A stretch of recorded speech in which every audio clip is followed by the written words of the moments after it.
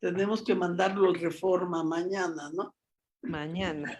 Primera, en los titulares De Reforma. del Reforma, sí. Sí, yo de hecho ya tengo a mi contacto que se va en la noche para que mañana tempranito ya salga.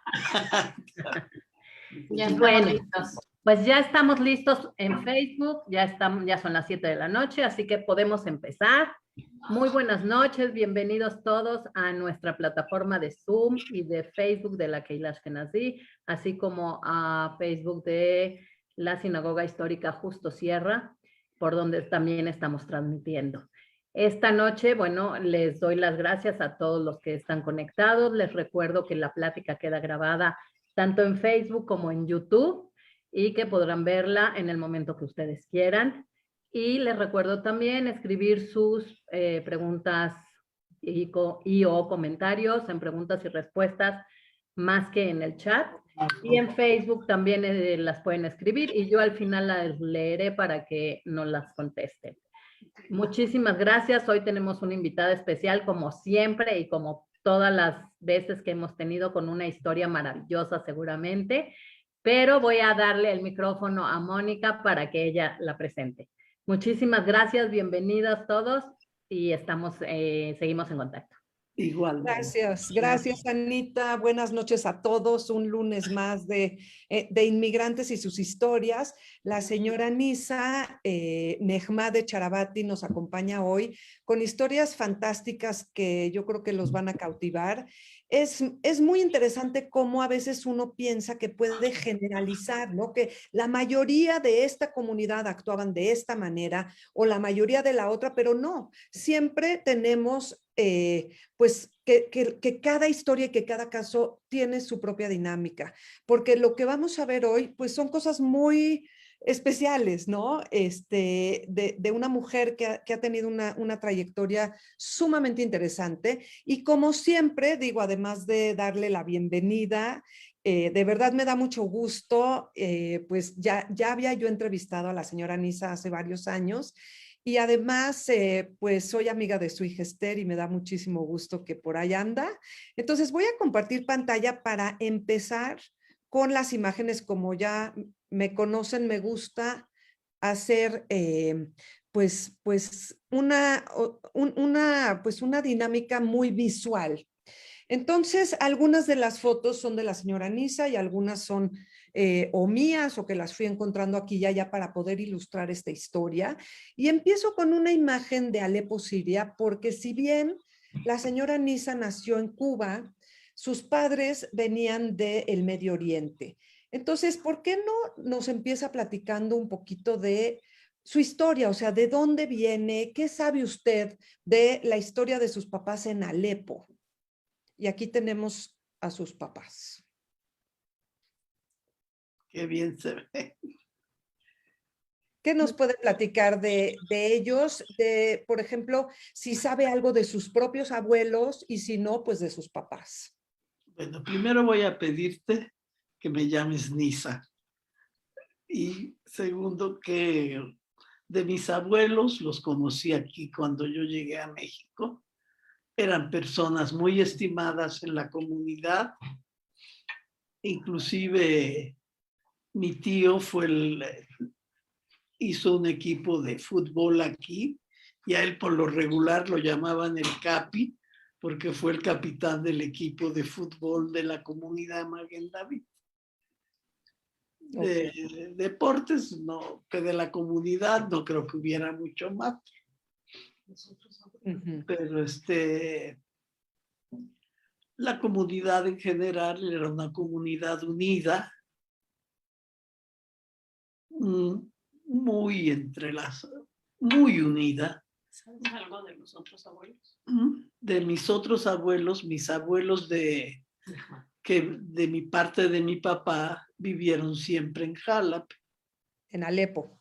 En Alepo eran familias muy conocidas y sí contaban con la estimación de toda la comunidad y eran conocidos por toda la comunidad.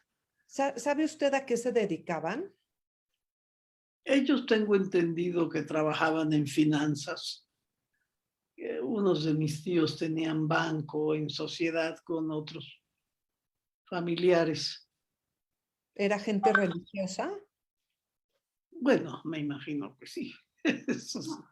Aquí también, mi abuelito, aquí respetaban Shabbat y todas las festividades. Y me imagino que en Jalap, con más razón. ¿Y sabe usted de parte de su mamá a qué se dedicaba la familia en Alepo?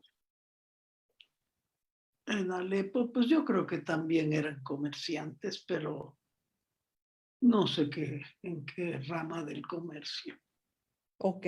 Ahora, usted me dijo que en algún momento su padre sale de Alepo. ¿Nos puede contar un poquito la historia? ¿Por qué se va? ¿En qué año? ¿Y a dónde llega? Mira, los años, la fecha exacta no la sé, pero mi papá pues tenía espíritu aventurero, salió de Jalap, yo creo que siendo muy joven, y se fue a Alemania. A la familia eso le disgustó, pero él siguió su destino, estuvo en Alemania, allí aprendió a hablar yiddish y por supuesto alemán. De Alemania fue a Brasil, allí también en la comunidad judía estuvo. Y de Brasil se fue a Cuba. Allí llegó mi mamá y se quedó por accidente, porque era únicamente una parada del barco. Venían en barco de Alepo. Pero le detectaron a mi abuelita que tenía cracoma y no la dejaron seguir el viaje a México. Entonces alguna persona le indicó a mi papá que estaba una muchacha de Alepo que acababa de llegar y la conoció, lo llevaron a conocerla y pues yo creo que fue el destino porque a los 8 días le dijeron a mi mamá que no. A los 8 días le dijeron a mi abuelita que ya no tenía cracoma y podía seguir el viaje. Y pues entonces, como mi papá tenía interés en ella, se comprometieron y se casaron. En total fue 15 días. Y nos quedamos, mi mamá y mi papá se quedaron a vivir aquí en La Habana. Estuvieron aquí unos meses y de ahí partieron a Holguín, que era una ciudad de la... Déjeme interrumpirla un segundito. Sí, cómo no. Bueno, me parece increíble que su papá haya ido a Alemania y a Brasil, o sea, desde Alepo, digo, son destinos sumamente, bueno, lejanos entre sí y de todo. Me imagino que iba buscando algún tipo de negocio que se le presentaba por aquí, por allá, pero luego vamos a ver más adelante cómo eso, su dominio de esos idiomas más que conocía francés, el árabe, el También hebreo. en la escuela estudió en el liceo. Que eso Él fue escribía el árabe también. Ok, ok. Y entonces, su abuela, finalmente ven que ya no tiene tracoma, que para los que no sepan es una enfermedad de los ojos que hacía que es contagiosa y hacía que muchos inmigrantes no los dejaran quedarse en el destino al que iban. Y esto era tremendo porque a veces, como en esta, se separaban familias porque un miembro de la familia lo tenía y los otros no, y era muy dramático. Pero aquí cuando a su abuela le dicen que no, entonces su madre se queda en La Habana para casarse y su abuela continúa a Mi México. mamá se queda, sí, mi mamá, mis abuelitos la casaron y luego se fueron a México. Aquí en México lo esperaba un tío mío que muy joven salió de Alepo y los quiso traer a México él quería tener a su familia con él. No, pero eso fue mucho Okay. después. ¿Mm? Es muy interesante cómo esto del judío errante, ¿no? Y por Así es. circunstancias que a veces uno no se explica, van cambiando los destinos. Bueno, ahora sí, me dijo que después de vivir un tiempo en La Habana, se mudaron a Holguín. ¿Sabe usted por qué? Bueno, yo creo que por buscando trabajo o algo así. Yo nací en Holguín.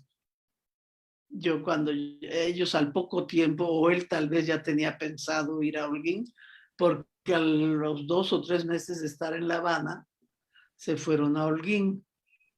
Allí, después de 2 años de casada, mi mamá, nací yo. ¿Usted en qué año nació, para los que no saben? ¿En qué año naciste? ¿Mm? ¿En qué año naciste? Nací el 10 de septiembre de 1928. Bueno, para que hagan sus cuentas, vean nomás qué maravilla, qué No, maravilla. para que me manden regalo el 10 de septiembre. Bueno, esta foto que es una belleza yo creo que tiene 1 año, y luego aquí hay otra también hermosa como de 2 años, ¿no? Aquí sí, yo tenía 3 años. 3 años. 3 Y años. cuéntenos, ¿cómo recuerda la vida en Holguín? Porque creo que estuvo ahí hasta los 7, ¿no? Sí, aproximadamente sí. ¿Qué se acuerda? Bueno, yo creo que tenía menos de 7 cuando llegué a La Habana, porque cuando cumplí 7 años yo pensé que ya nadie me podía decir que era una niña, que yo ya era una persona mayor. Así es que entonces, pues la vida en Holguín, bueno, no puedo, sí puedo decir que allí aprendí a leer y escribir, que no fui al kinder porque quería ir a escuela de grandes y me gustaba leer, me gustaba escribir. Aprendí, a los 4 años les escribía a mis abuelitos porque mi mamá no sabía leer y escribir, entonces era yo la que les escribía. Ella me dictaba y yo le escribía y yo le leía las cartas. Que creo que eso era algo bastante duro, ¿no? Porque no siempre eran palabras No, no bonitas las que siempre. tenían ni que leer ni que escribir, y le tocaba desde muy chiquita. Así es, pero no había de otra. Pero fue una vida relativamente tranquila. Todos los pocos judíos que había allí eran como familia, todos se llevaban bien. Estaba un señor Roberto Namer, que era árabe, judío también, y fue embajador de México en Alepo, no de México, perdón, de Cuba en Alepo. Ajá. Había otras 2 o 3 familias y turcos tal vez hubiera 1 o 2 familias. De Holguín, cuando mi papá se fue a La Habana, ya cuando se estableció, bueno, es un decir, se estableció, cuando ya tuvo un negocio, nos mandó llamar y nos vinimos a vivir a La Habana. Mi papá ya nos había rentado. Aquí está una foto es el Hotel Luz. Es el Hotel Luz. O sea, la de aquí es una tarjeta postal de no sé quién, que apareció en internet, que dice Gran Hotel Luz, en la calle de De Oficios. Barreiro y Hermanos, exactamente. Y luego aquí dice Hotel Luz Antiguo Mascote, que antes se llamaba Mascote o Mascot. Puede ser. Bueno, yo la primera vez que subí en un elevador fue allí. Nunca tenía elevador. El piso principal, le llamaban, era hotel. Y arriba en el tercero o la azotea se rentaban y en el primer piso también. Pero lo que ustedes tenían era todo un departamento, ¿o era un No, cuarto? no era un departamento. O sea, ahí en ese departamento tenían cocina y baño. No. O sea, como un cuarto. ¿Mm? Como un cuarto. Era un cuarto y la cocina teníamos a un lado y el baño era general. O sea, ¿compartían el baño con otras personas? Así es. Ajá. ¿Y la cocina también? No, la cocina, cada quien tenía su cocina. Y cuéntenos cómo era la cocina, porque no son las cocinas que conocemos ahorita. No, desde luego que no, era de carbón. Era una cosa chica, pero le ponían carbón. Bueno, yo creo que la mayoría de la gente todavía cocinaba con carbón. Y se encendía y... No había refri. ¿Mm? No había refri. Ok. No había refrigerador. No había refrigerador y nevera. La nevera le ponían hielo, refrigerador era eléctrico, nosotros no teníamos. Ujú. Me acuerdo que me platicó de las cosas que conseguían de lo que era muy tradicional de De Cuba, ustedes, ¿no? sí. Bueno, allí no hay no sé ahorita, pero allá no había las cosas que hay aquí. Había angú, eso sí lo había, le llaman quimbombó. Había calabacitas, pero no de estas chiquitas. Habían unas calabazas grandes y cuando yo iba a la plaza y las veía, las compraba, mi mamá la partía en pedazos y las rellenaba, porque eran mucho más grandes que las de aquí. Pescado sí había mucho, pollo, gallina, todo eso, pavo había también, berenjena había, aunque no la comíamos mucho. Habas sí había, pero eran habas grandes, muy chiquitas como las que aquí consumimos. Y entonces ahí había mercados como los que hay en México. Bueno, cuando yo llegué a México tampoco no había súper todavía ni nada parecido. Entonces, pues comprábamos, íbamos a la Merced una vez a la semana cuando yo era chica, antes de casarme, desde luego. ¿En Cuba también había mercado? En Cuba íbamos, no había una cosa como la Merced o la Central de Abasto, no la llegué a conocer. Íbamos, le llamaban la placita. La placita era un lugar que estaba frente a la iglesia, frente a la casa de gobierno, como puede decirse aquí un Zócalo. ¿qué? Zócalo. No era tianguis, y creo que era permanente, no se quitaba, porque íbamos diario, como no había refrigerador, yo iba diario a la plaza, le compraba toda la verdura, la fruta, era muy buena la verdura, muy buena la fruta, y uno vive con lo que tiene, ¿no? Creo que me dijo que a quien le compraban era un señor armenio. Armenio, se llamaba Osman, pero no era él solo. Yo iba a la placita y veía lo que había en todos los puestos. En unos había una cosa, en otros otra, según la temporada, según la fruta también, lo que estuviera de temporada era lo que comprábamos. Claro, y cuéntenos cómo hacía con los pollos, que bueno, esta historia ya la hemos oído en otras entrevistas, pero bueno, ¿cuál fue su experiencia? Porque yo creo que para una niña, pues también tiene su parte traumática. No, para mí no fue traumático. Mira, yo me sentí muy feliz y yo lo hacía muy naturalmente y me parecía muy normal. Yo sabía que teníamos que matarlos con el jajam.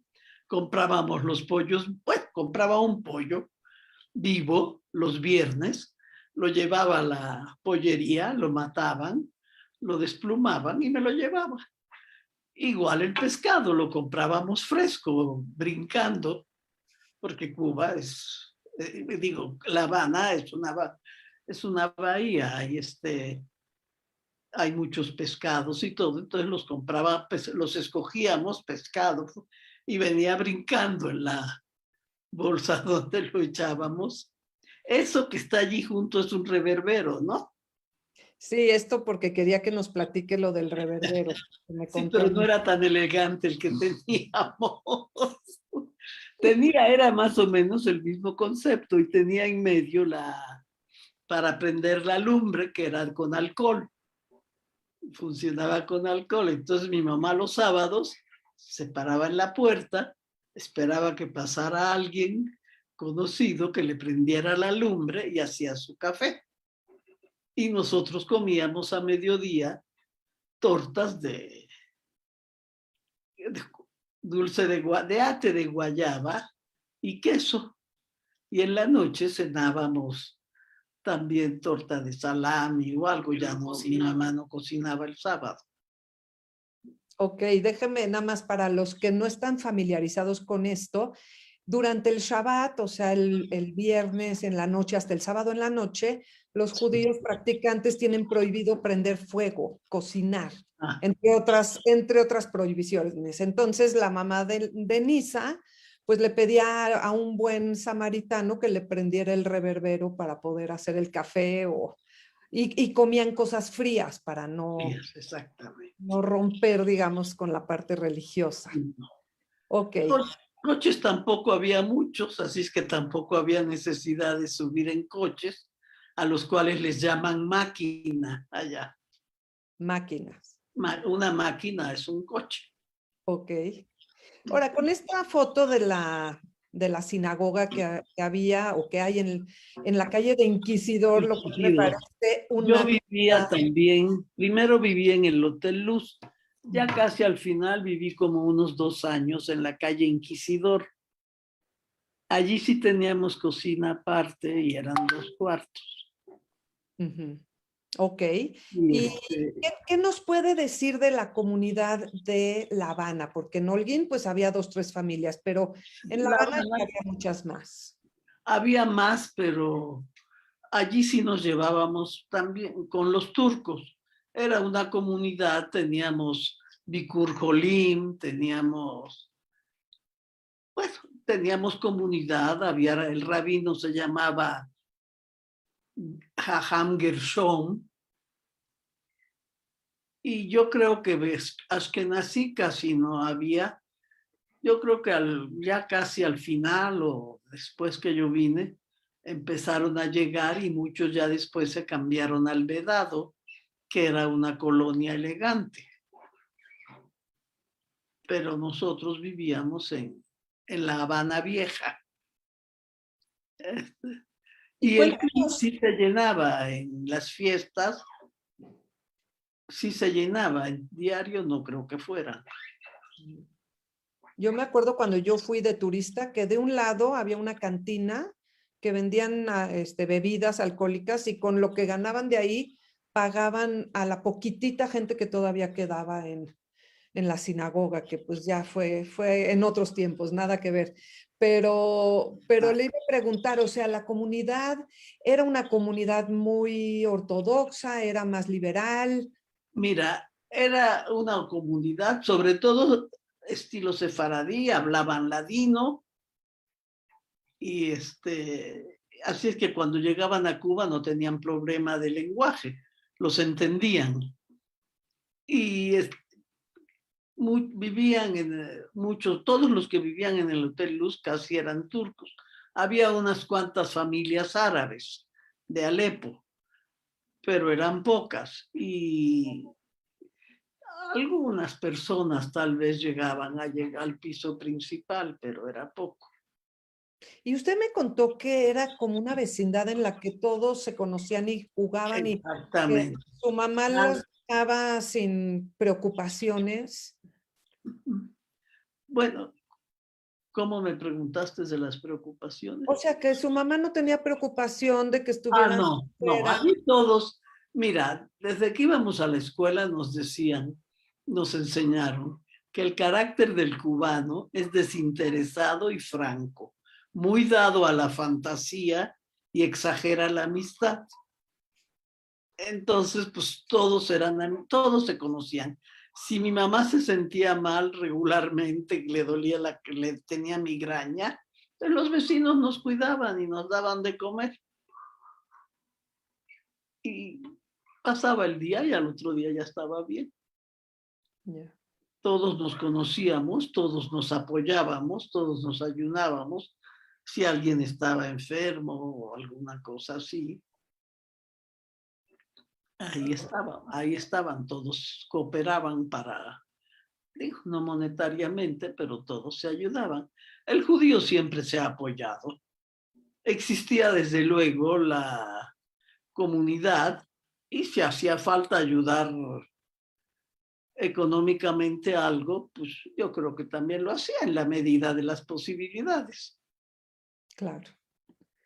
Bueno, esta foto es del Vedado, donde no vivían ustedes, pero es una sinagoga que hay ahí. No sé si... Yo no la conocí. No la conoció, seguramente la hicieron después de que Esta ya está en el vedado. Es Sí. cuando ya la comunidad judía pasó al vedado. No, esta no es de mis tiempos.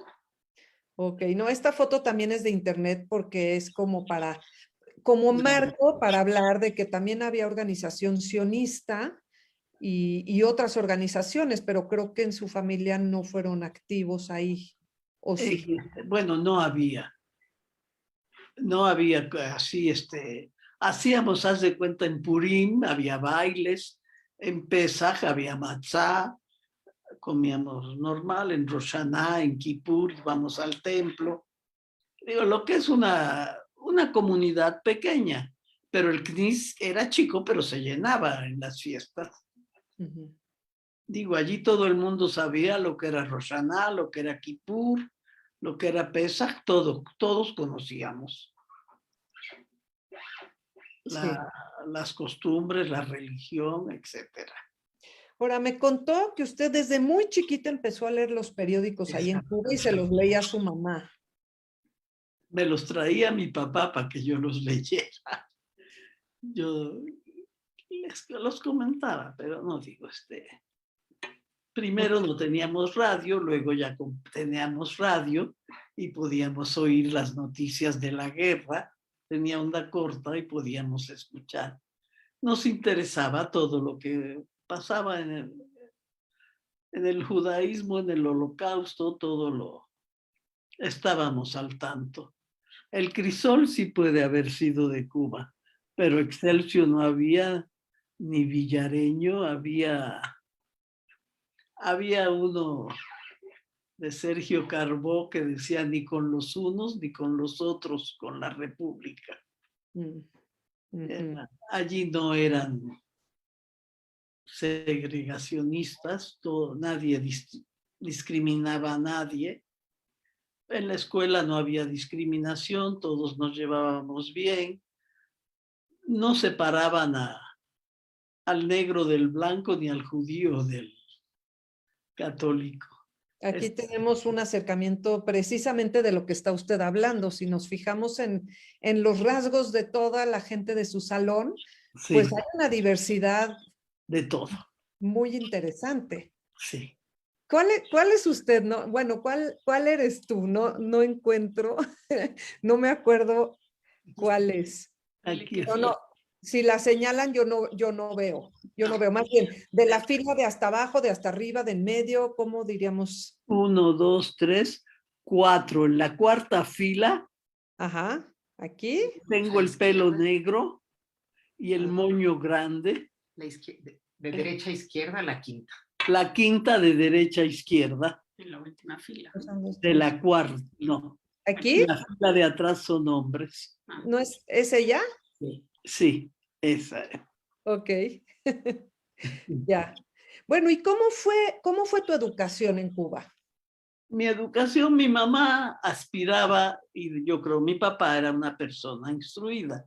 Y mi mamá, su mayor deseo era que yo estudiara. Y a mí me gustaba estudiar. Yo tenía facilidad y siempre, nunca me molestó ir a la escuela, nunca me molestó estudiar. Ya más grandecita, cuando entré a la escuela normal, iba en la mañana a la escuela normal, en la tarde hacía el bachillerato, porque en la de la escuela normal únicamente podía estudiar pedagogía. Yo quería estudiar pedagogía para poder ser directora de la escuela en la que yo trabajaba, en la que yo hubiera trabajado, porque iba a estudiar primero para maestra, normalista. Y en las tardes del bachillerato podía acceder a cualquier carrera en la universidad. La gente no era analfabeta, todos estudiaban. La gente en general en Cuba. No había niños en la calle en horas de clases. Ni había niños vendiendo, todos estudiaban. La Hasta escuela, ahorita. a las escuelas que fuiste, ¿era pública, era privada?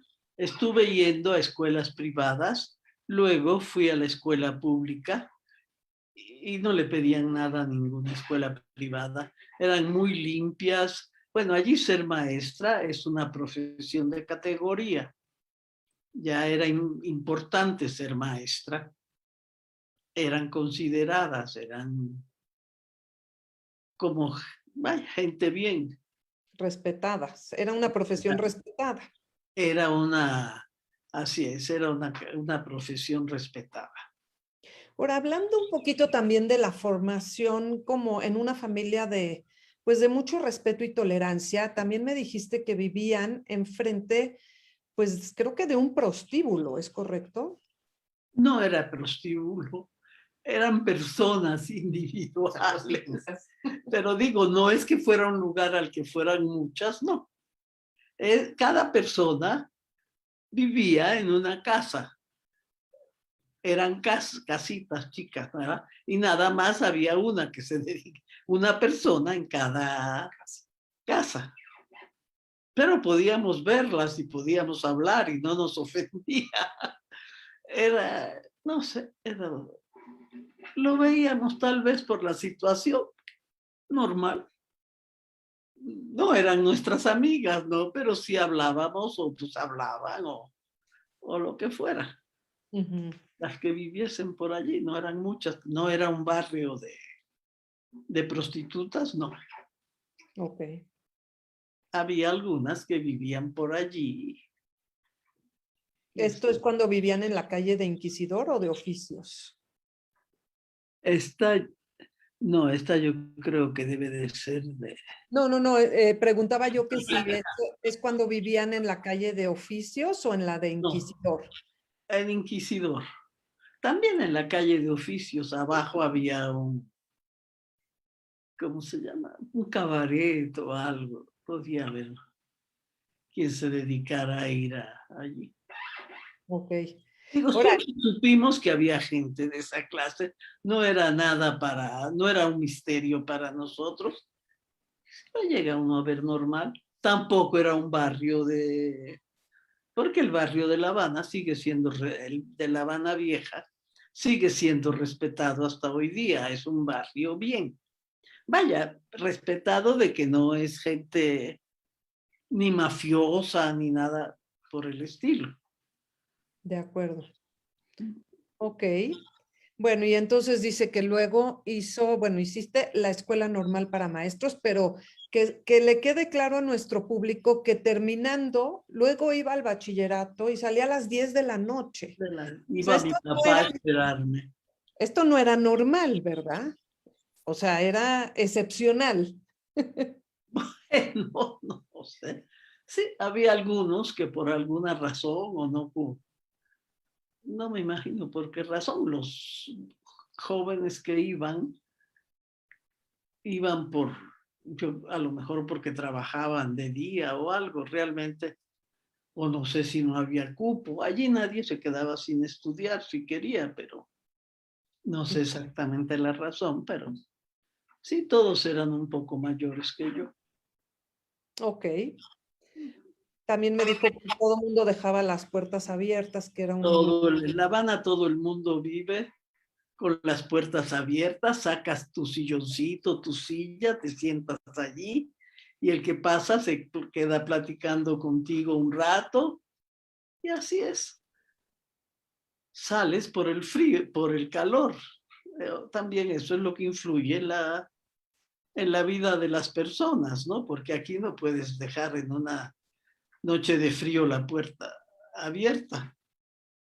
No, claro que no. ¿Y ustedes aprendieron a bailar? Porque bueno, en Cuba realmente la música la gente la lleva en la sangre. Toda la gente aprende a bailar, menos nosotros. Nosotros no somos bailadoras. Para la música tenemos mal oído. Sí. Bueno, y cuénteme de sus hermanos. O sea, creo que, ¿quién es el mayor o la mayor? Yo soy la mayor. Somos, una ya falleció, la que seguía de mí, mi hermana Adela, mi hermano Alberto, mi hermana Raquel y mi hermano Alfonso. Éramos 6, somos 5 ahora. La que De falleció. acuerdo. ¿Mm? La que falleció era Fride. Falleció mi hermana Frida, sí. Puse esta foto porque es el Hospital Calixto García. García. Allí llevaban a mi hermana Frida cuando estaba enferma. Muy buen hospital, no te cobraban absolutamente nada. Si alguien tenía una calentura o una cosa pequeña, hablabas a la casa de socorro y venía el doctor a la casa. No tenías que ir. Bueno, si fuera algo más grave, ya irían al hospital, pero el doctor venía a la casa, te recetaba, recogías las medicinas y si era más necesario, mi mamá llevaba a Frida al hospital Calixto García. Porque me contaste que Beto y Raquel nacieron en este hospital, a diferencia de ustedes que nacieron en la casa. No, Beto y Raquel nacieron en el hospital, pero de maternidad. Había hospital de maternidad. No, en Calixto García era para enfermedades. Ya, yo había entendido que ahí nacieron ellos. No, Raquel nació en La Habana. Ya. Y Beto nació en La Habana, pero en maternidad. Ok. Bueno, ahora quisiera que nos platiques. Hay un acontecimiento histórico sumamente dramático en la historia del pueblo judío y yo me choqué cuando oí que Nisa estaba ahí cuando sucedió. Muchos de ustedes a lo mejor lo sabrán, otros no. Yo les recomiendo la novela Herejes de Leonardo Padura, que habla de esto, de cuando el buque SS San Luis, que salió en 1939 de Hamburgo con más de 900 judíos refugiados tratándose de salvar de Hitler, fueron de un puerto al otro y nadie los quería recibir. Y cuando pasó por La Habana, Nisa estaba ahí. Entonces, ¿por qué no nos compartes esto? Mira, es algo que a pesar de los años nunca he podido olvidar. Y cuando lo recuerdo todavía me conmociona, lo siento muy, muy, muy fuerte fue para mí. Nunca lo he podido olvidar. Cuando han pasado películas o algo del San Luis, nunca he ido a verlas. Yo creo que para todas las personas, casi todos éramos judíos.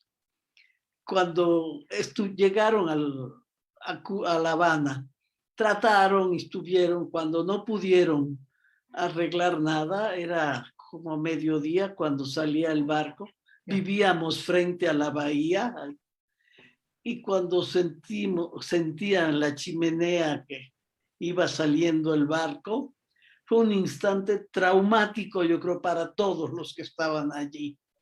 La gente lloraba, se pegaba.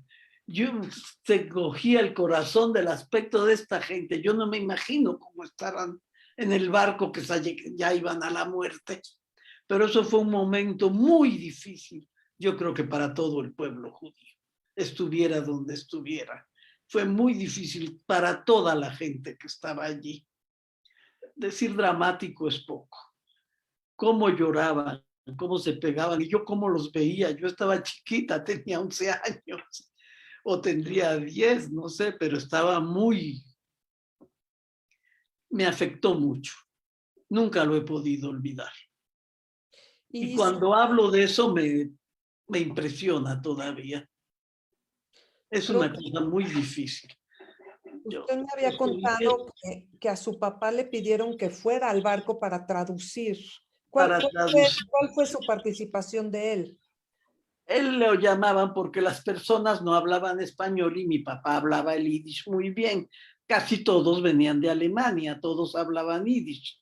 Alemania, Polonia, eso hablaban yiddish. Entonces le hablaban a mi papá, no nada más en esta ocasión. En esa época llegaron muchos refugiados judíos y cuando querían hablar con ellos para algo en la comunidad o algo, le hablaban a mi papá, porque era el único que sabía yiddish. Yo me imagino por eso que tampoco había ashkenazim.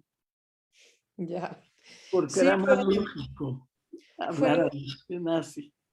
Fue una cosa terrible. Esta foto es de cuando finalmente después de algo así como 5, 6 o 7 días en La Habana sin dejar que nadie bajara, bajaron 22, es lo que leí. 5 que no eran judíos y el resto que eran judíos que tenían cierto tipo de papeles, porque lo que se sabe y está documentado es que todos traían permisos firmados por el gobierno de Cuba para venir al país, pero que en el trayecto parece que hubo mucha presión del gobierno de Estados Unidos para no dejarlos pasar. Y de ahí pasaron también por Miami, le habían escrito cartas a Roosevelt, el Joint y otras organizaciones judías de ayuda a los refugiados hicieron hasta lo imposible. Roosevelt nunca contestó y no hubo manera de resolver este asunto y seguramente la gran mayoría de estos refugiados se murieron en Europa. Terminaron en Holanda y allí los mataron. Aquí se ve al fondo el morro. ¿Qué es el morro? Eso que ves allí, ese le llamaban el morro. En Puerto Rico tienen algo parecido. ¿Es el faro? ¿Eh? El faro El faro, sí. le llamaban el morro. El morro. Ya. Sí, hay un lugar cerca también que se llama La Cabaña. Dicen el morro y La Cabaña, pero está a la entrada de la isla. Y por allí es muy bonito. Todo eso es muy bonito. Ya. Bueno, esto lo puse porque ya nos platicó que ya cuando tuvieron radio estaban con el onda corta y onda larga. RCA Víctor teníamos, era muy conocida la marca. Ahora ya hay muchas. Casa Moritz. Pues yo creo que a lo mejor usted tuvo una infancia muy acelerada por las cosas que le tocó vivir, ¿no? Mira, no sé, yo chiquita nunca me sentí. Tampoco me recuerdo mi niñez con alegría. Tuve una buena infancia, tuve mis papás que me querían, mis hermanos y yo. Había amistades todo el tiempo, nadie tenía que estar solo por el modo de vida, ¿no? Porque salíamos y había siempre con quien hablar y siempre con quien jugar. Así es que no, yo sí sentía, bueno, a uno le afectan los acontecimientos y fue una época muy difícil. Yo recuerdo el día que empezó la guerra, que Estados Unidos declaró la guerra a Japón, y yo llegué a mi casa muy contenta, salí corriendo, que estaba con una amiga, a contarles que ya había empezado la guerra. Y mi mamá se dejaba conmigo y me decía, ¿y eso te da gusto? Bueno, porque pensábamos que ya con la entrada de Estados Unidos se acabaría la guerra. ¿Cómo así fue? Pero sí, mira, allí la gente es más politizada. Todo el mundo sabe lo que está pasando en el mundo. No es que ignoren por completo, no, todos están al tanto más o menos de lo que pasa, unos con más interés que otros, pero todo el mundo sabe. Y yo creo que eso le influyó profundamente para lo que vino después, ya cuando vino a México, pero de eso vamos a hablar todavía, ¿no? Pero ya, ahora ya mero, porque ya se van. ¿Por qué se van de Cuba? ¿En qué año? ¿Y cómo fue esa despedida? ¿Cómo fue esa partida de ahí? Mira, salimos de Cuba un 28 de junio de 1943. ¿Cómo? Hoy es 28 de Hoy junio. es 28 de junio. Así es. Salimos de Cuba ese día. Yo, desde luego, mi mamá, su familia vino a México y mi mamá quería estar con su familia. Bueno, pues era su idea, siempre lloraba, siempre quería. Yo le leía las cartas y me costaba mucho trabajo escribirlas y leerlas porque no es lo que un niño quiere. Ay, mi mamá siempre lloraba que quiere estar con ustedes, que quería venir, que así. Entonces, se murió una tía mía y un tío y no tenían hijos, y yo me imagino que con ese dinero nos trajeron a México. Pagaron los costos, era tiempo de guerra, era difícil tomar el avión, que desde luego no era de Cubana de Aviación. No había Cubana de Aviación. La verdad, nada más la puse para hablar de eso. Yo sé, pero Porque digo además, yo creo que es la primera persona que entrevisto que llegó en avión, porque pues todos llegaban en los años 20 o 30 y no había manera de irse en avión, pero usted vino en 1943, sí, entonces ya este avión es posterior, por supuesto, ¿no? sí, Pero ¿se acuerda de quién se despidió? ¿Se acuerda bueno, si fue sí. gente a despedirlos al aeropuerto? ¿Cómo fue la despedida? No nos fueron a despedir al aeropuerto. Es más, mi papá y mi hermana Fride se quedaron en La Habana unos 15, 20 días, porque no siempre había asientos en los aviones y si llegaba alguien y había que darle prioridad, nos quitaban el lugar. Así es que nunca sabían qué día íbamos a salir. Nos avisaron de un día o de una semana a otra. Entonces mi mamá vendió lo que teníamos y se quedó mi papá y mi hermana. Primero vino mi papá y luego vino mi hermana ¿Se Frida. despidieron? ¿Mm? ¿Se despidieron? Te pregunto. ¿Qué? Si se despidieron de la gente. Ah, sí, nos despedimos de todos, de todas las amistades. Fue difícil, pero yo no quería venir, desde luego. Yo sabía que si yo llegaba a Cuba, a México, no me iban a dejar seguir estudiando. Y mi mamá me decía, ¿por qué crees que no te van a dejar estudiar? Vas a ver que sí. Pero algo me decía que no. Y así fue. Cuando llegué dijeron que las señoritas decentes no estudiaban. Así es que me quedé con eso, pero igual no lo lamento. Fue mi destino así. Viví muy contenta. Me casé, fui muy feliz, tuve mis hijos. Esta es una carta del Servicio de Migración Mexicano que corresponde a Fortune Casab Duec de Nehmad, o sea, de su mamá. Yo nunca había visto una de estas cartas que tuviera fotos encimadas con los niños. Nunca, había visto fotos de pasaportes de toda la familia, pero esto nunca lo había visto, me pareció muy interesante. Y tiene información interesante, ¿no? Aquí viene en qué año nació, a qué se dedica, cuál es su idioma nativo, el sirio, ¿no? Otros idiomas que habla, español, dice que es religión hebrea. Sí, allá no decían judíos, no. Decían hebreos. Y dice, va con sus hijos Alberto y Raquel Nehmad, de 6 y 4 años respectivamente.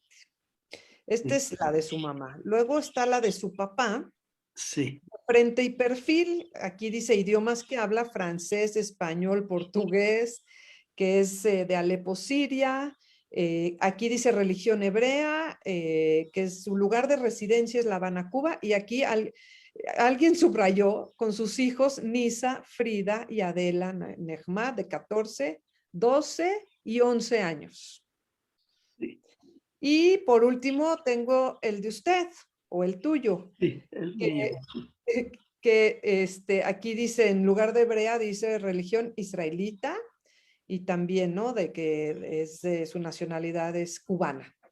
Entonces, bueno, esto para hablar nada más de que pues llegaron a México y primero se establecieron en la colonia Roma, en la calle de Chiapas. En la calle de Chiapas estuvimos como un mes en casa de mi tía, de mi tío. De ahí nos cambiamos a Doctor Olvera y Calzada de la Piedad, que hoy es Cuauhtémoc. Ok, ¿y ahí era una casa, era una vecindad? No, era una casa sola. O sea que no recuerda quiénes eran sus vecinos, ¿había más paisanos? No eran paisanos. Bueno, había una vecina, una señora Esmeque, venía todos los días a la casa a jugar pula con mi papá. Se quedaban hasta el amanecer. Nosotros ¿Su mamá no jugaba? No, mi papá y la señora, la era una señora viuda. Nosotros le decíamos la señora que se amanece. Porque se quedaban jugando. Ok. Y bueno, cuéntenos, o sea, ¿quién le dijo eso de que las señoritas decentes no estudian? ¿Qué pasó? Porque esa frase está muy fuerte y además después de que se la dijeron, usted dijo algo más fuerte.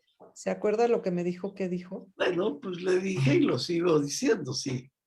Si las señoritas decentes no estudian, pobre de México. Está perdido, ¿no? Pues cómo puede ser que no estudien las muchachas.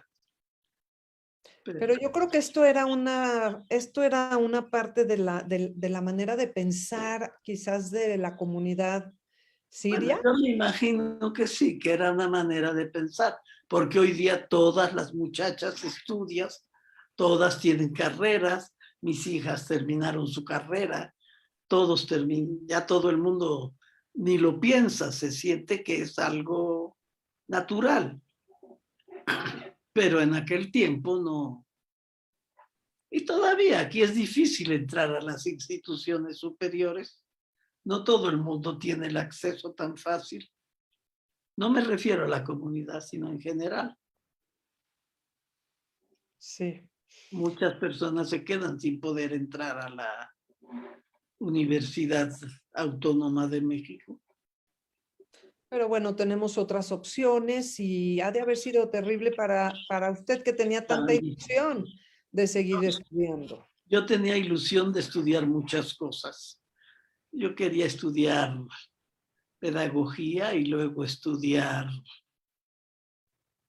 la carrera diplomática. Tenía muchas ilusiones. Me gustaba mucho estudiar. Y siempre pensé que iba a seguir estudiando. Ahora me conformo con leer. Ok.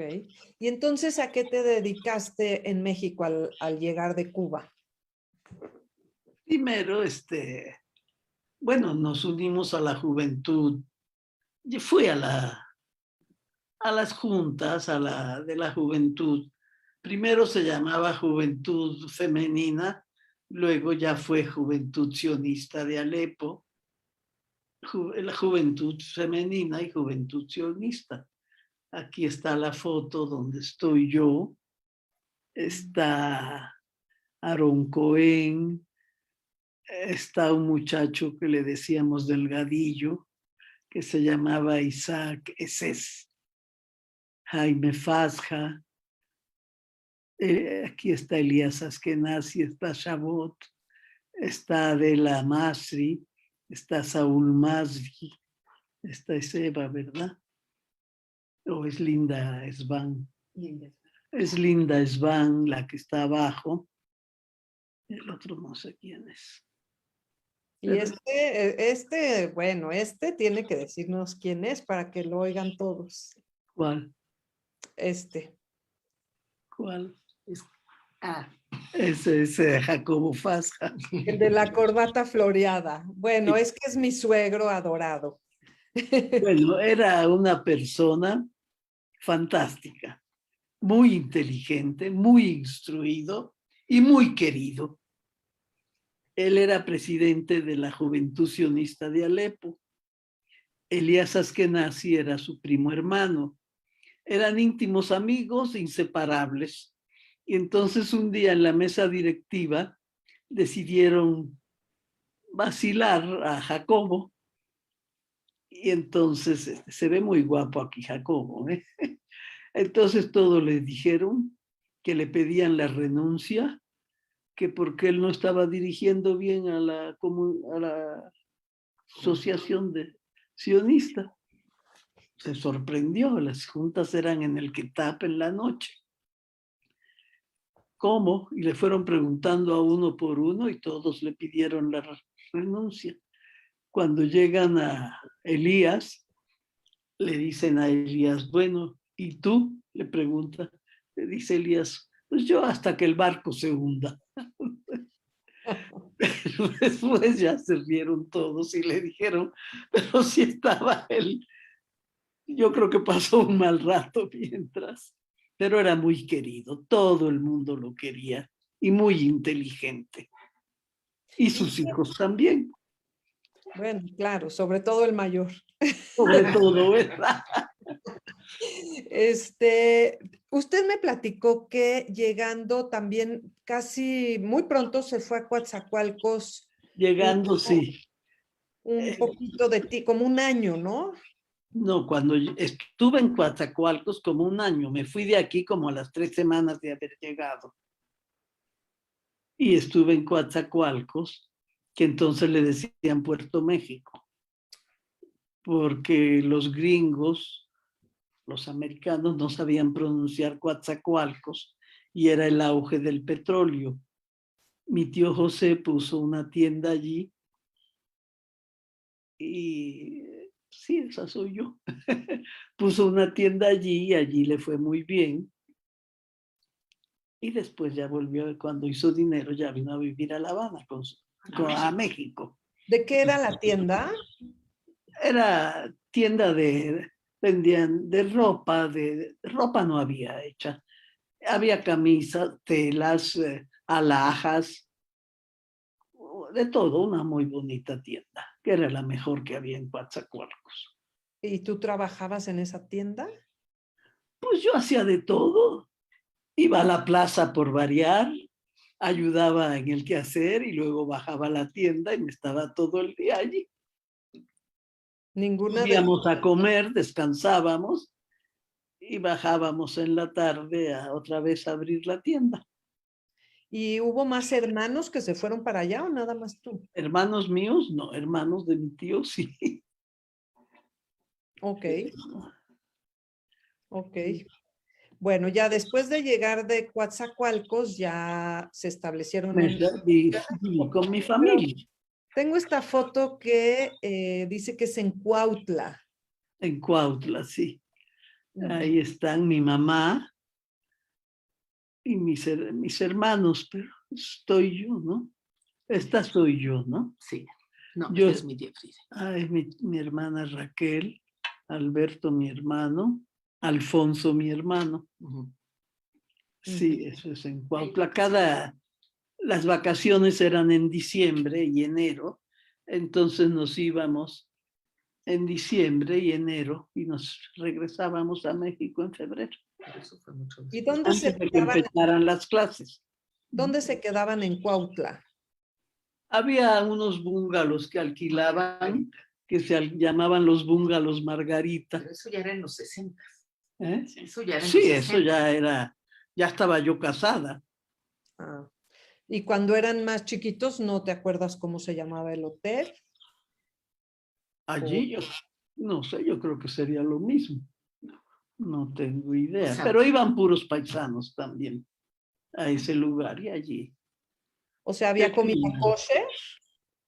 Ah, sí, siempre hemos comido kosher. no, cada uno hacía su comida, ¿no? Ah, bueno, sí, comíamos kosher, pero todos comían kosher. Sí, llevábamos la carne de aquí. Ya. Ok, y ya luego me contaste de algunas cosas en la colonia Roma, por ejemplo, del café de Guanajuato. ¿Qué recuerdos tienes? Pues solíamos pasearnos por la calle de Córdoba. Íbamos desde Córdoba, por todo Córdoba, desde el estadio. Ya sabes cuál es el estadio, ¿no? Allí terminando Córdoba, estaba el estadio que luego hicieron multifamiliar. Pero de ahí caminábamos hasta Álvaro Obregón, íbamos y volvíamos. Había otros grupos de muchachas, había grupos de muchachos, nos parábamos, platicábamos, etcétera. Esa era nuestra diversión. Era una vida a pie. Así es. Yo trabajaba cuando trabajaba, desde luego no me iba a pasear a Córdoba. Trabajé en distintos lados y al final trabajaba con mi suegro. Antes de conocer a tu esposo, ¿en qué trabajabas? No, mi esposo fabricaba zapatos y mi suegro también, y estaban en el mismo edificio. pero yo conocí a mi esposo desde que llegué porque es hermano de mi tía.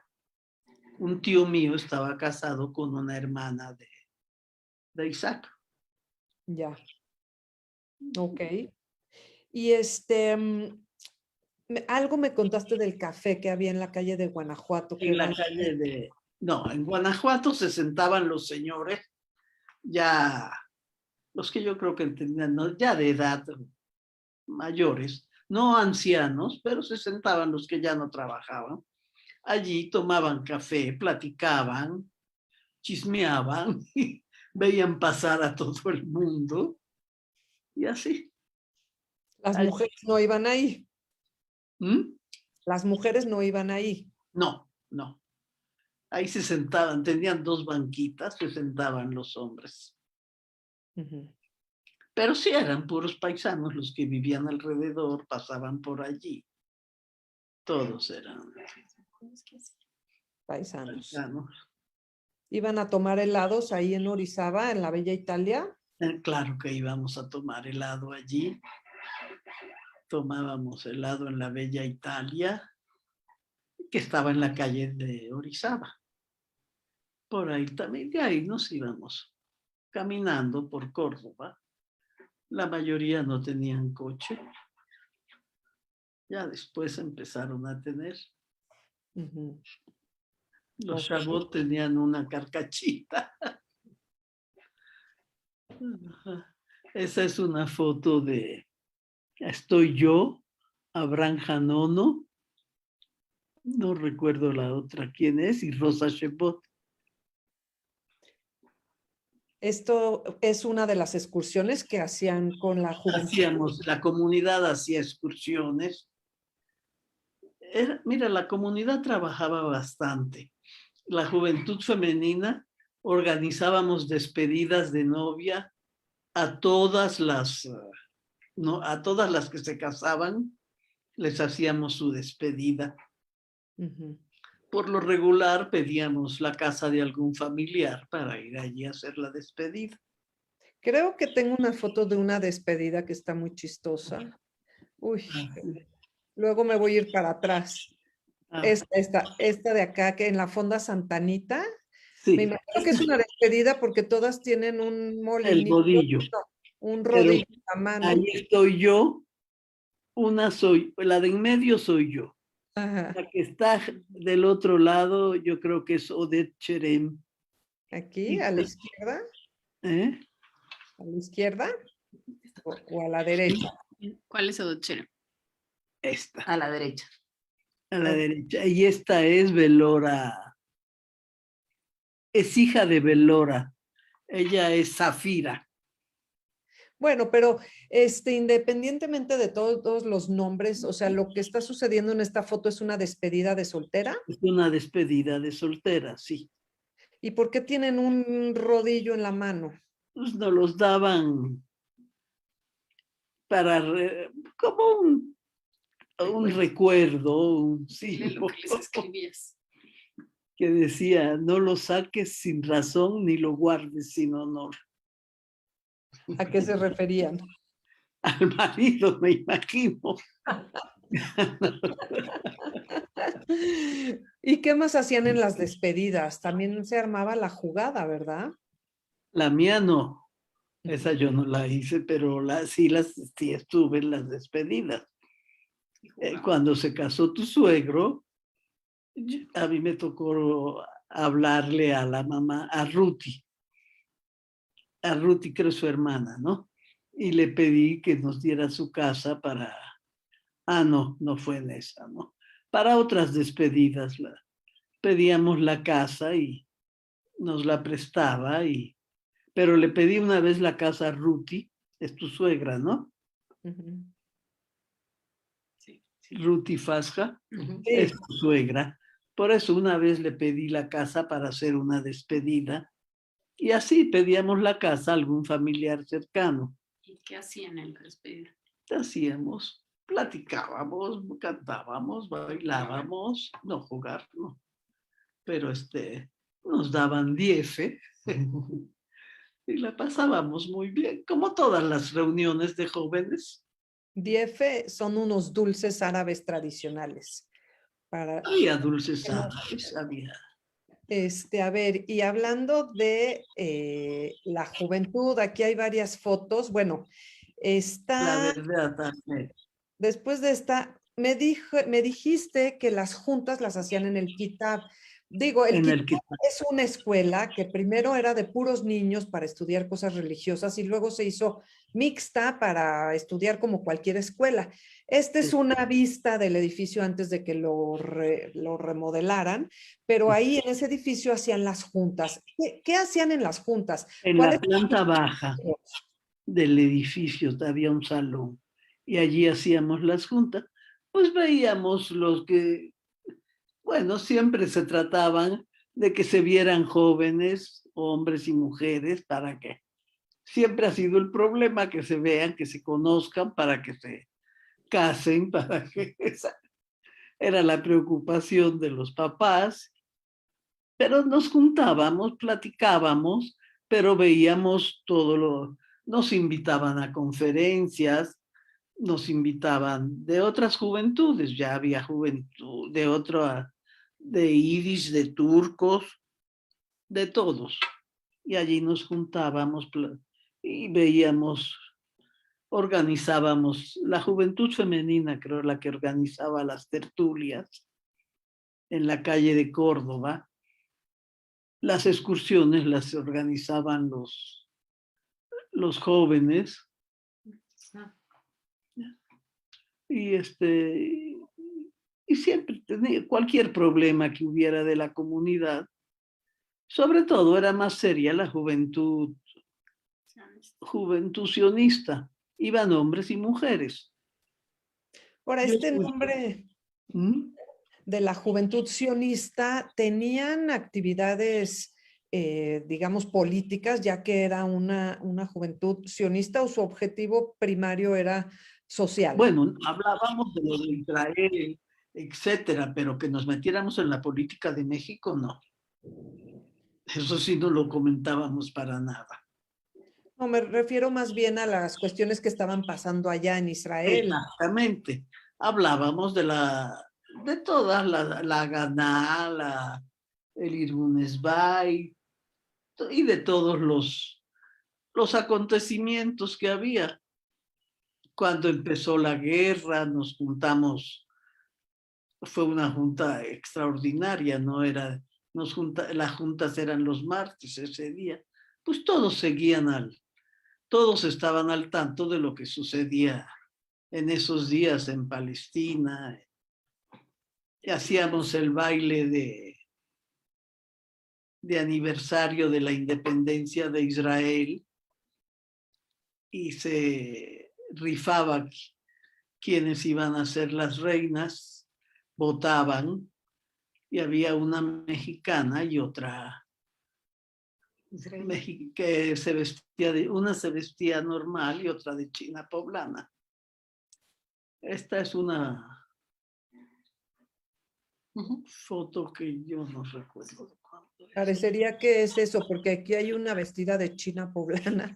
Sí, y creo que ahí está, pero porque mi hija salió una vez de abanderada, pero no en esta. Esto debe de ser una fiesta de esas de aniversario, pero no es en la que salió mi hija. No, este es anterior, aquí sale usted. De hecho, bueno, cuando empiezan a trabajar en esta organización sionista juvenil, todavía no se declaraba el Estado de Israel. O sea, empezaron antes de 1948. Entonces, ¿qué pasa en 1948 cuando se declara la independencia del Estado de Israel? ¿Qué recuerdos tienes de eso? Porque ha de haber sido muy emocionante. Muy emocionante. Y todo el mundo, bueno, excuso decirte que muchos muchachos de aquí de México, turcos más bien, se fueron a Israel inmediatamente. Se fueron enseguida a Israel, si quieres, y a vivir allá. Había mucho amor por Israel, había bueno, nos interesaba mucho la política esa del Estado judío. Te digo, a Teodoro Herz lo admirábamos. Decidimos ponerle Juventud Sionista precisamente fue porque fue la época de auge. Cuando yo llegué a México no había organización juvenil. Estaba Sedacá y Marpé, que hasta Sedacá y Marpé creo le cambiaron el nombre y le pusieron sionista, pero ya después volvió a ser Sedacá y Marpé. Y actualmente Sedacá y Marpé. No, es Maguen David. ¿Mm? Maguen David. Ahora es Maguen David. Ok. Hay algo muy interesante y es que cuando bueno, las juntas eran en el Kitab y me contaste que después las amigas se iban a tomar café a la librería de Cristal. A la librería de Cristal por allá, cerca del Museo de Bellas Artes. Bellas Artes. Encontré esta foto porque esto ya no existe, pero encontré que en 1946 el New York Times dijo que la librería de Cristal era la más extraordinaria del mundo y que en su cafetería se sentaron entre muchos otros Salvador Novo, José Vasconcelos y Alfonso Reyes, además de ustedes, claro, ¿verdad? Sí, claro.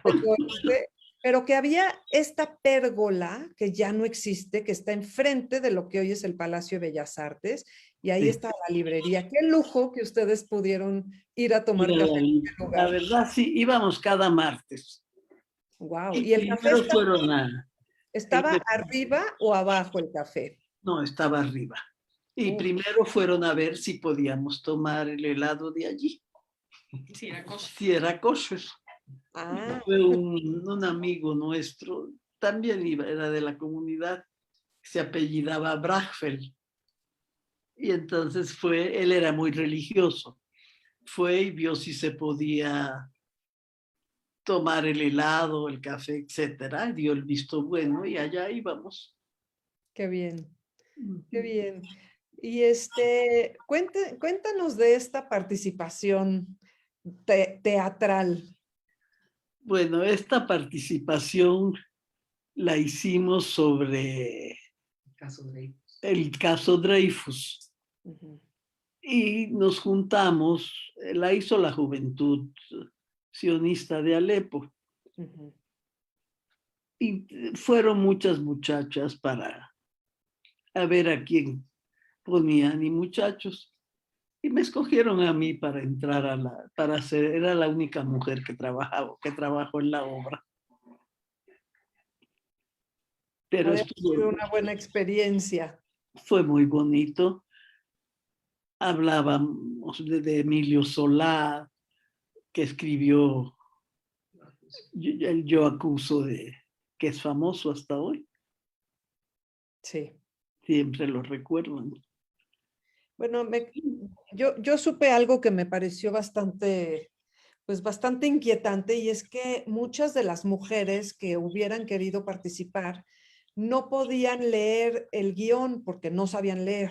Y entonces sabían leer, pero la voz a lo mejor no las ayudaba, pero sí, leer sí las sabían leer y escribir. Más o menos escribíamos y leíamos. Pero querían una voz un poco más, no sé. Bueno, muy bien. Y esto también fue bien interesante porque tú fuiste la editora y la que hacía esta revista Jaimet. ¿Nos puedes platicar de esto? Bueno, esta revista había existido antes de que yo viniera a México. Y después ya no había juntas, ya no estaba el comité ni nada de eso, desapareció. Trabajaba mucho Abraham Dayan en la comunidad y dejó de escribirse la revista. Cuando volvimos a trabajar, cuando volvió a hacerse la Juventud Sionista, cuando volvieron a agruparse, volvimos a pensar en volver a sacar la revista. Era otro comité, no era... Pero me acuerdo que mi amiga Rosa Shebot y yo íbamos al centro para las que yo llegué a sacar. Hay muchas otras que yo no, y después que yo me casé, no sé por cuánto tiempo siguieron sacándola, pero siguieron. Juntábamos, pedíamos anuncios para la revista y con eso financiábamos la revista.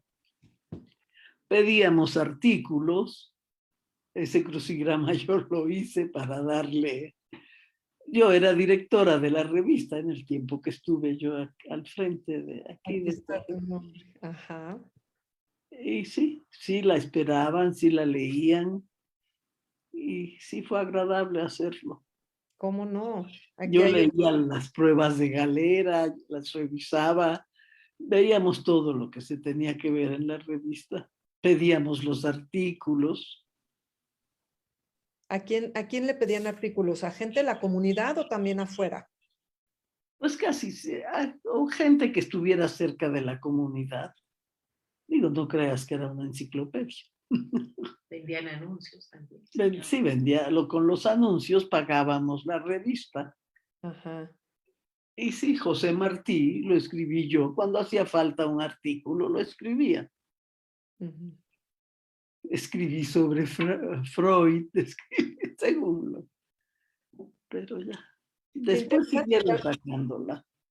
También me habías contado que cuando hacían un evento mandaban volantes y que tú los mandabas en Era la subsecretaria, yo tenía que redactarlos, ponerles nombre, dirección y los llevaba al correo para que los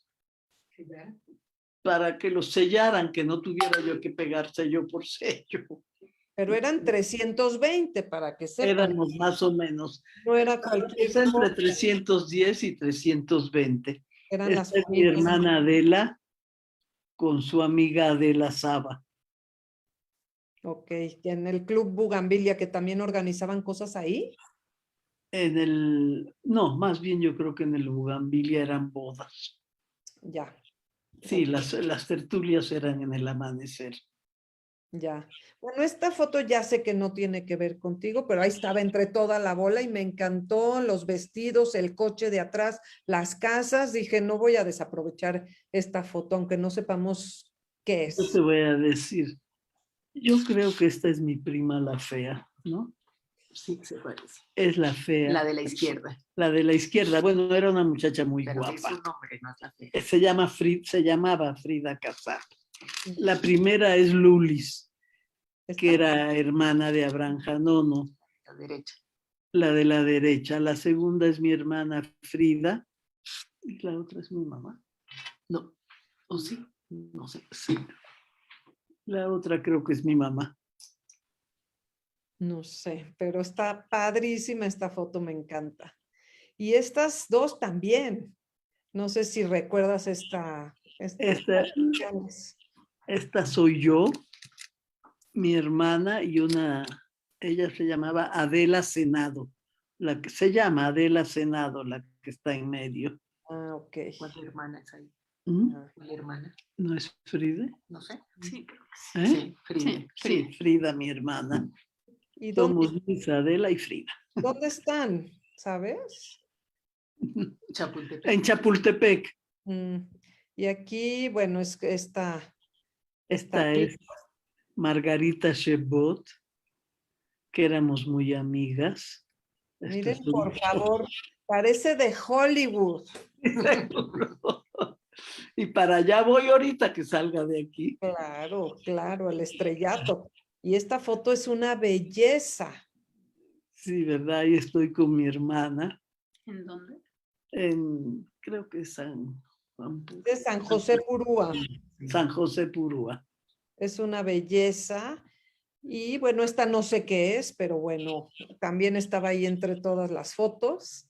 Algún evento de parejas, no sé. Aquí está su mamá. Decía, con una prima mía. Con una prima. Y esta ya la vimos. Y bueno, ahora viene otro capítulo que es bueno, ya nos dijo cómo conoció a Isaac Chakrabarti. Y bueno, aquí están en su boda civil, me parece, ¿no? No, yo creo que, sí, esta es mi civil. Creo sí. Ese sí es mi civil. Sí. Sí, ahí está mi suegro a un lado.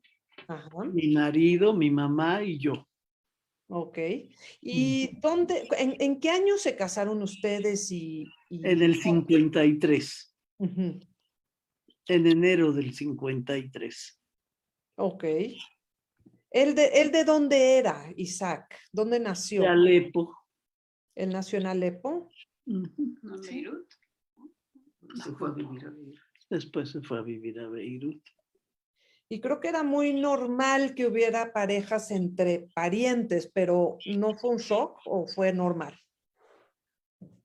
No, bueno, el pariente era hermano de mi tía, no teníamos ninguna Consanguinidad. Sí. Pero sí era común que se casara. Hay algunos casos de tíos con sobrinas, de primos hay también, pero primos es más común, ¿no? Pero Ujú. de tíos hubo algunas. Pero en tu caso, En mi caso, no fue en tu caso. no, en mi caso no. Él no es nada, él no era prácticamente nada mío. Ya, ok. Este vestido a mí me parece precioso. ¿Dónde lo compraste o se mandó a hacer? Mira, lo mandé a hacer, había un modista conocido que se llamaba Hugo. Estaba en la calle Mora, atrás de la Alameda, y él me lo hizo. ¿Era muy común que las paisanas le mandaran a hacer sus vestidos? Bueno, casi todas, sí. Ajá. Ok, entonces se casan en Rotfesede, que en la sinagoga de las calles de Córdoba. Aquí Sí. vemos una foto de la tevilá, de la mikve, del baño ritual que había ahí. ¿Se llevó a cabo esa ceremonia? No, se llevó a cabo la ceremonia. Fueron mi mamá y mi tía Fortuna, porque él no tenía mamá, y yo. Ya. No No, había no como acompañado. ahorita que son No, fiestas no era ningún evento social. era un ritual de pasaje, Exactamente. digamos. Y entonces se casan y se van de luna de miel. Cuéntanos a dónde. A Cuba, allí en Cuba, me dio mucho gusto ir. No volví a ir, pero ahí la pasamos muy bien. Estuvimos en Varadero, yo no conocía Varadero, fuimos a Varadero, estuvimos paseando, vimos algunas familias que eran conocidas, algunas muchachas que yo conocía, amigas, desde luego, y la pasamos muy bien. Me imagino que fue muy especial ese regreso. Fue muy especial, sí. Y bueno, esta foto es de Isaac en Tijuana. ¿Qué estaba haciendo él en Tijuana? Vendíamos zapatos para las tiendas de turismo, que es casi todo Tijuana, toda la avenida Revolución. Son tiendas de curiosidades. Allí vendían puras cosas mexicanas.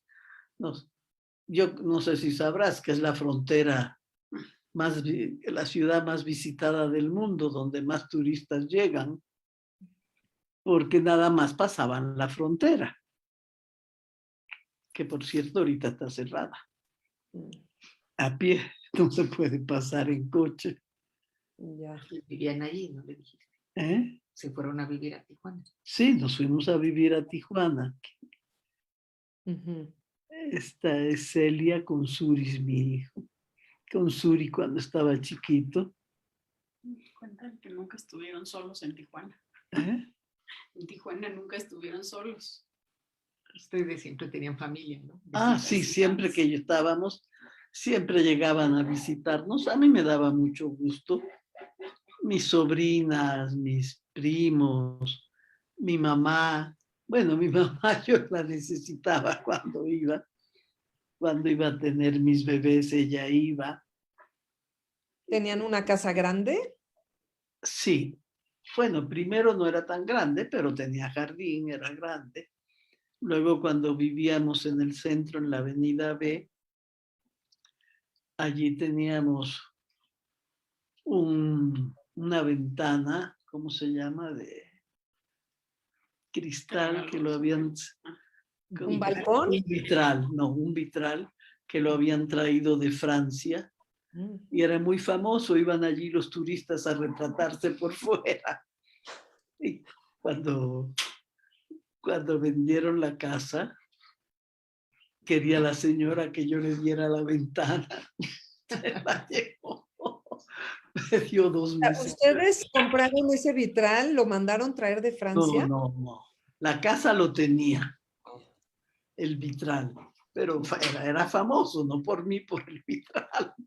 Y allí iban, se retrataban los turistas. Era un vitral muy bonito, todo blanco. Y era muy bonito. Okay. La señora quería el vitral porque vendieron la casa y no quería que se lo fueran a quedar los hijos, que ella no era era la segunda esposa.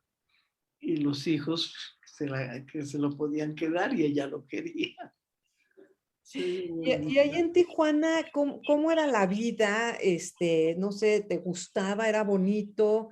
Yo sí viví muy bien en Tijuana. Vives en 2 países. Las compras hasta del súper íbamos a Chula Vista, a San Isidro de compras. Más bien Chula Vista. En San Diego. Antes de llegar a San Diego. Las compras de ropa, etcétera, sí íbamos a San Diego. Era menos de 1 hora en coche. ¿Y la El comunidad? problema era pasar la línea, Claro, porque a veces había mucha gente. claro. ¿Y cómo era la comunidad judía ahí en Tijuana? Estas fotos las tomé ahí cuando fui con Moy Volkovich para un libro que hicimos sobre las sinagogas de México y él tomó estas fotos en Tijuana. Esto es en la entrada del centro comunitario que nos pareció muy folclórico, ¿no? Moshe con las tablas y Benito Juárez y la sinagoga, pero a lo mejor ya está muy cambiado. Pero ¿cómo era la comunidad y cómo era vivir en comunidad? Ese yo no lo conocí, no estaba cuando yo vivía allí. Allí teníamos una casa rentada, había turcos y había yiddish. Te digo, nosotros estábamos con la comunidad yiddish. Y por ejemplo, en Kippur venían muchos de Estados Unidos, de la frontera, venían a este knis de aquí, a este rezo de aquí de Tijuana, porque aquí no tenían que pagar. Mira, ya tenían que pagar. A mí lo que me habían contado algunas personas de allá es que aunque todos ya vivían del otro lado en San Diego, muchos ya vivían del otro lado. Querían mantener una sinagoga mexicana como parte de su identidad, no querían perder el ir a la sinagoga mexicana. Entonces, por eso cruzaban muchas veces para las fiestas. No, cuando yo vivía no había templo. Te digo, rentaban la casa y se llenaba. El salón que estaba destinado, y había rabinos, rabinos que habían venido a vivir a Tijuana. Ellos venían y rezaban. Y era muy bonito. Sí. Era una fiesta muy, muy sentida, igual que el día del Holocausto. Ese día sí lloraban todos y era muy triste, porque todos los que estaban en Tijuana habían perdido a alguien en el Holocausto. Todos lloraban, todos. Digo, hemos tenido momentos difíciles los judíos. ¿Cómo no? Pero ciertamente era diferente para los judíos de Alepo, que no les afectó el Holocausto en carne propia, ¿no? Que los judíos ashkenazim que sí perdieron. Todos habían perdido familiares allá. Yo conocí una señora que sacó la bolsa como para ir al mercado, cerró la puerta de su casa y se fue. Ella y su marido nunca volvieron por nada, salieron con lo que traían puesto. ¿En Alemania? ¿En Alemania? En Polonia. En Polonia. En Polonia, sí. Pero sí, era muy común. Todos llegaban y sí los apoyaba la comunidad en todo lo que podía. ¿Y por qué se fueron de Tijuana? ¿En qué año salieron de ahí? Salimos en el 60, pues ya empezaron a crecer los hijos y queríamos que estuviéramos aquí. Mi marido empezó con mi hermano, le dijo que viniera, que podíamos fabricar ropa aquí y desde entonces estamos fabricando ropa. Ya. Ujú. Ah, bueno, esta me dijo Esther que a veces se iban a la playa en Ensenada. Ensenada, sí. Está cerquita de Tijuana. Y antes está Rosarito y luego está Tijuana. Ya, es muy linda esta foto. Sí, Me gusta. a mí también. Esta es una ceremonia que mucha gente no conoce, que se llama Pidión Aben, Ah, el pidión. que es la redención de los primogénitos. Pero bueno, ahorita ya se nos hizo tarde como para hablar del significado, pero bueno, este es el Pidión Aben que hicieron a alguien de su familia. Sí, a mi hijo. Y mi tío José lo cargó y yo le compré vasos de plata porque había que dar algo a cambio, ¿no? Y le di los vasos de plata para que me devolviera a mi hijo. Yo creo que la gente se va a traumar, o sea, hay que redimir al primogénito porque de acuerdo a la tradición, los primogénitos, así como las primicias, tienen que Sí. ser entregados pues al templo cuando existía el templo. Entonces, ya no hay templo, pero hay que redimir, hay que Sí. recuperar al primogénito y se hace con una compra simbólica. De hecho, el dinero, los que dan dinero es para la beneficencia. Algunos dan monedas y otros dan vasos, ¿no? Pero En ese tiempo se usaba dar un regalo. Yo no era yo vivía en Tijuana y yo no era no sabía mucho de las costumbres. Entonces me dijeron que comprara algo. Le compré 12 vasos de plata muy bonitos. Muy bien, Esto- perfecto. Bueno, ya se casaron, aquí vemos los peinados, la ropa, no sé dónde están, pero son escenas ahora sí que como dice la película, escenas de un matrimonio. Sí, ¿verdad? Pues Aquí, eso yo creo, ahí está mi papá, mi suegro, mi marido y yo, y este señor no lo recuerdo. tomando. El señor de lentes no lo recuerdo, pero mi papá se ve muy bien. Luego ya vivieron en Polanco, como fue mucho el movimiento de la comunidad hacia la colonia Polanco. Sí, vivimos en Polanco y de allí nos cambiamos a Bosques de las Lomas. Allí tienen su casa. Este es el cumpleaños de Suri. En el club lo hicimos. En el club de Tijuana. ¿eh? Okay. En el club de Tijuana, sí. Aquí Aquí está mi cuñado junto a mi hermana Fride y junto a mi hermana Raquel, que es la esposa de Edmond. Está mi mamá y estoy yo. Esta es mi hermana Raquel, otra vez, mi marido. ¿Es Raquel o soy yo? Esa soy yo. Soy yo. Esta es mi tía Sofía y mi tío José y mi papá firmando, seguramente es mi civil. Seguramente. Y aquí son sus 25 años, ¿no? Sí, mis 25 años de casada. Este pastel me parece increíble. Pareciera que los novios van a pasar un puente, ¿no? Como que sí. El puente de la vida para una nueva etapa. Así es. Aquí ¿Cuántos está. hijos tuvieron ustedes? 8, 4 mujeres y 4 hombres. Este es Beto, ¿verdad? Ah, bueno, Aquí están mis hijos. Aquí están todos los hijos. Aquí están todos ya con hijos. Y aquí tenemos una foto impresionante de toda la gente que a partir de esta figura, bueno, de los dos, pero yo creo que ya no vivía tu esposo, No, toda ya la no. gente que nació a partir de este tronco, ¿no? Que es fantástico. Entonces yo creo que con esta foto me gustaría, Anita, saber si tenemos preguntas de nuestros invitados, del público, a ver si hay comentarios, saludos o lo que quieran. Y bueno, felicitaciones todas las que se puedan imaginar de cualquier tipo. Muchas, muchas felicitaciones, tanto de gente de la familia como de amigos, me imagino, y demás. Voy a leer algunos comentarios que hay en Facebook.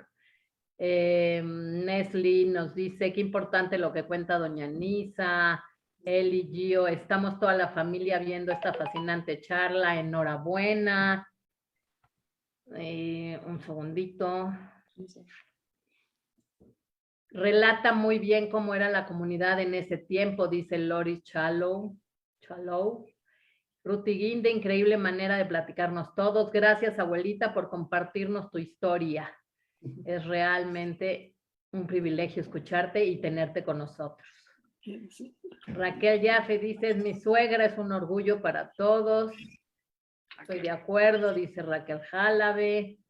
Nisa Lazarov, gracias abuelito, un orgullo de tu nieta. Tania Bros, gracias por compartir con todos nosotros, es un placer escuchar todo. Que Hashem le dé larga vida con mucha salud, amén, besos. Mucha gente, saludos, felicitaciones, felicitaciones, felicitaciones a la señora. A ver, qué señora tan agradable, muchas felicidades. Natán nos pregunta que si entre ustedes hablaban en árabe. No. Yo aprendí el árabe en México, hablábamos español. Ok. Pero entre tus amigos Sí. jóvenes. No, entre los jóvenes tampoco hablaban árabe. Hablábamos español. Nos pregunta Bella Cavazo si había escuela hebrea. No sé si Sí, dónde. había una ¿Sí? escuela hebrea. ¿Cuál? ¿En dónde? En La Habana. No. ¿Aquí? ¿La Habana o aquí? No, aquí en sí Tijuana. había. En Estábamos Cuba, en en Cuba. Me imagino que en Cuba, sí. Sí. ¿Ya vi? Sí había. Pero, Eh, ¿por qué a ustedes no los mandaron a la escuela hebrea? ¿Cuándo? En Cuba. En Cuba. Pues no recuerdo qué tan... Bueno, primero fui a una escuela privada, no sé si era... No recuerdo exactamente por qué. Creo que sí había escuela, pero debe de haber habido. Pero yo no fui. Moy Dichi nos dice, esa es mi suegra, una admirable mujer, una cultura de alto nivel. Hoy nos da cátedra de noticias y de historia. Gracias. Saludos. Al contrario, muchas gracias a ustedes. Nos Son dice... muy amables, muy lindas. Gracias. A ver, tenemos aquí unas preguntitas. Nos dice un espectador anónimo que nos platique un poco del comunismo en Cuba. Cuando yo salí de Cuba todavía no había comunismo. Y el último país de América donde debía de haber comunismo era en Cuba.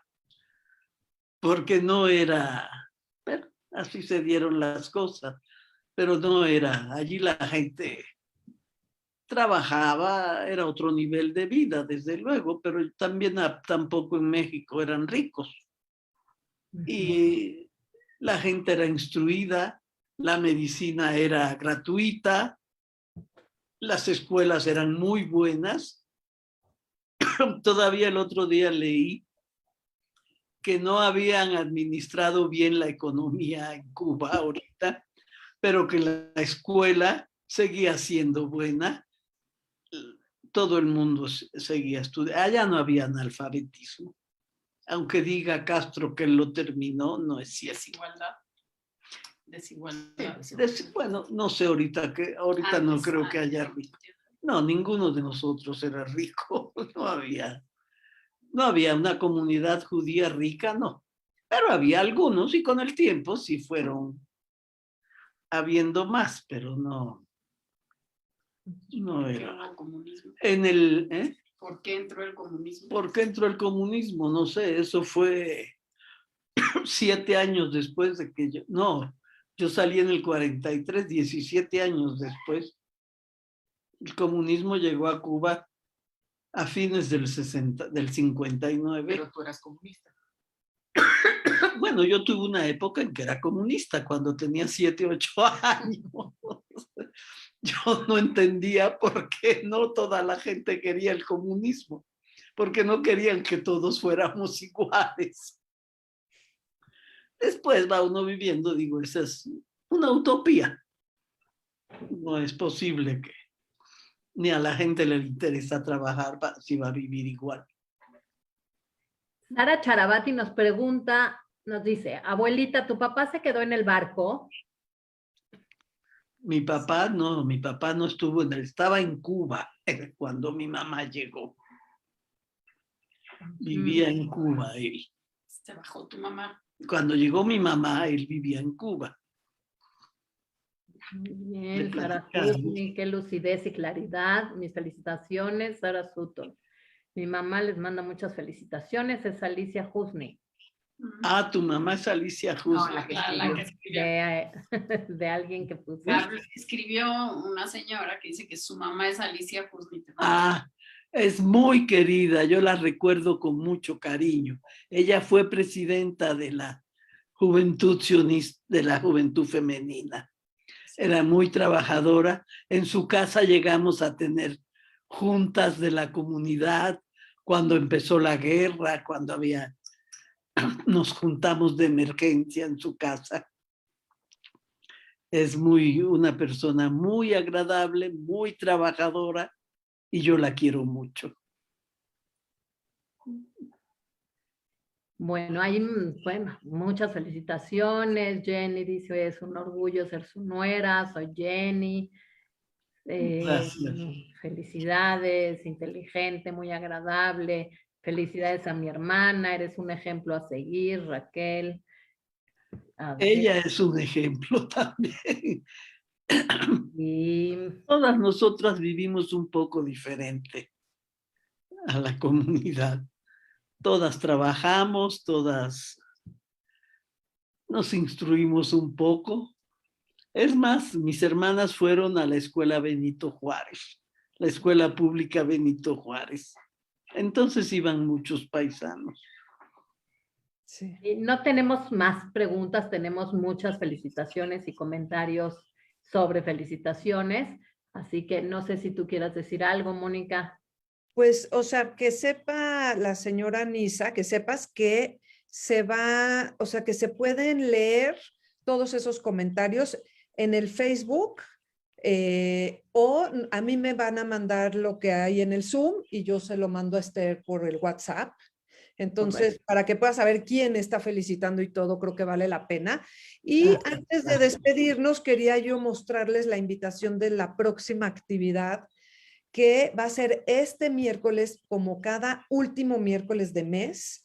La Sinagoga Histórica participa en la Noche de Museos y vamos a tener, en este caso, una conferencia sobre un personaje que también fue inmigrante, que él llegó de niño, el ingeniero Boris Alvin, y que él influyó muchísimo en la vivienda en México, lo que el arquitecto Alejandro Leal llama la otra vivienda privada en México, que no eran los multifamiliares que promovió el Estado, sino que esto era privado, y Boris Alvin construyó muchísimo en Polanco, pero él no nada más habla de él como un ingeniero y las partes técnicas, sino que habla mucho de su vida, de la migración que siguió su familia para llegar a México. Entonces, yo creo que va a ser muy interesante esta plática.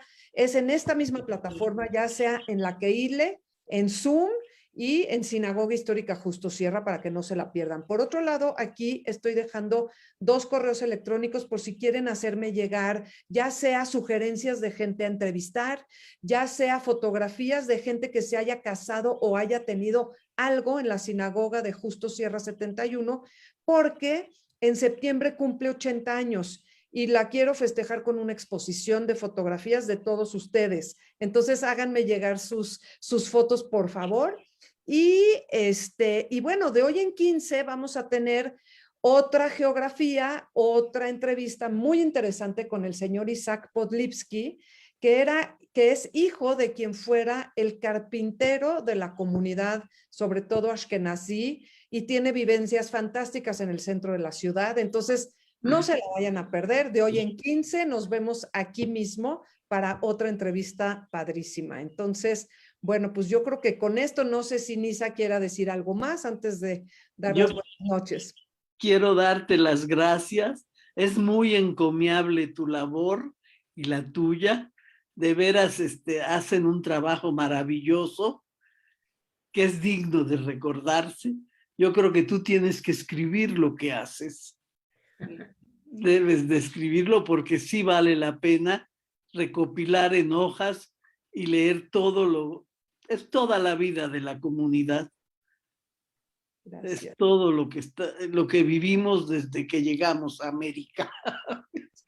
Así es. Son historias fantásticas y yo de veras agradezco que nos las hayas compartido y que pues hayamos tenido este encuentro tan rico, y también quiero agradecerle mucho a Esther porque me hizo llegar todas las fotos y las explicaciones, y a Marlene y pues a toda la familia por su apoyo, de verdad. Y yo quiero agradecerte a ti. Felicitaciones. Y ojalá puedan seguir haciendo esta labor. Es muy encomiable, muy digna de ustedes, y muchas, muchas felicidades. Gracias a todas, de verdad, señora Nisa, muchísimas gracias por esta entrevista. Mónica, como siempre, increíble cómo la llevas y cómo nos llenan de cultura, padrísimo. Gracias, pues todas las entrevistas que ya hemos hecho, que son como 28, yo creo, están en el YouTube de Sinagoga Histórica Justo Sierra, en el YouTube de La Keile. Si se han perdido varias de estas entrevistas, de verdad, acérquense a verlas, están llenas de historias y de fotografías, y ahí están para que las puedan disfrutar. Y yo creo que así es, y primero Dios, pues nos vemos el miércoles, los esperamos a todos. Muchas gracias por conectarse a nuestras plataformas, muchas gracias por estar con nosotros en estas entrevistas maravillosas, y nos vemos en la próxima, primero Dios. Anita, perdón, quiero decir algo más rapidísimo. Sí. Ya estamos haciendo visitas guiadas al barrio de los inmigrantes judíos, y va a haber dos, una el segundo y otra el tercer domingo de julio. Si quieren participar, se tienen que inscribir y tienen que pagar 200 pesotes porque por el COVID no van a ser grupos grandes. Entonces, también en estos mails me pueden escribir, o en el Facebook de Sinagoga Histórica Justo Sierra, porque estas visitas son fantásticas. Y los domingos a las 12 están las clases de Cábala con la doctora Annette Pierre, para que no se las pierdan si se quieren meter, ¿ok? ¿Ya son presenciales las clases de Annette? O son por Zoom, pero las visitas ya son en la calle y es una delicia. Para cualquier cosa que necesiten, muy a su disposición. Gracias. Muchas gracias, cuídense mucho, y pues muy buenas noches a todos ustedes. Gracias. Hasta luego. Gracias, que descansen. Bye. Bye.